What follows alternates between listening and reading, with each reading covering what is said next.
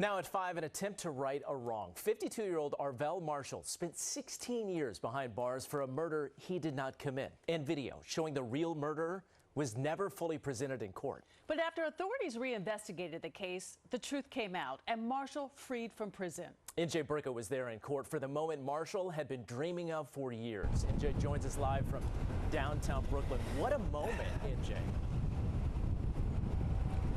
Yeah, absolutely, Mike. You know, this is a top-to-bottom failure of the criminal justice system. You know, Marshall was convicted largely because the prosecutor couldn't get the surveillance video to play in open court. And here's a question worth asking.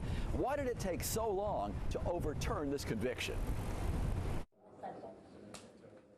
Arvell Marshall waited 16 years in an upstate prison for this moment.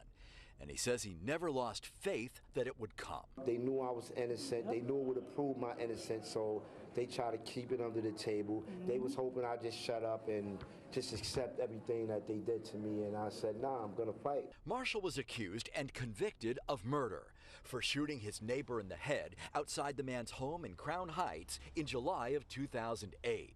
But a grainy surveillance video from the street appeared to tell a different story, indicating the killer was one of two teenagers who fires just outside of frame. But according to the DA's follow-up investigation, the prosecutor was unable to play the video in court, making several attempts to do so. It appears that no one actually watched the entire video. Marshall proclaimed his innocence throughout the trial, believing the video would prove it. Current Brooklyn DA Eric Gonzalez reopened the case, based largely on the video. They didn't have the technology or the ability to play it, and what was provided were four still photos that did not show the entire incident, and that's just, unacceptable. What's more, the DA says before the trial, an anonymous tipster contacted the defense, claiming the shooting was arranged by a drug dealer who lived next door to the victim and ordered a hit against a man he believed to be encroaching on his drug territory, and that the deceased was killed by a 16-year-old in a case of mistaken identity. Yet none of that ever came up during the trial.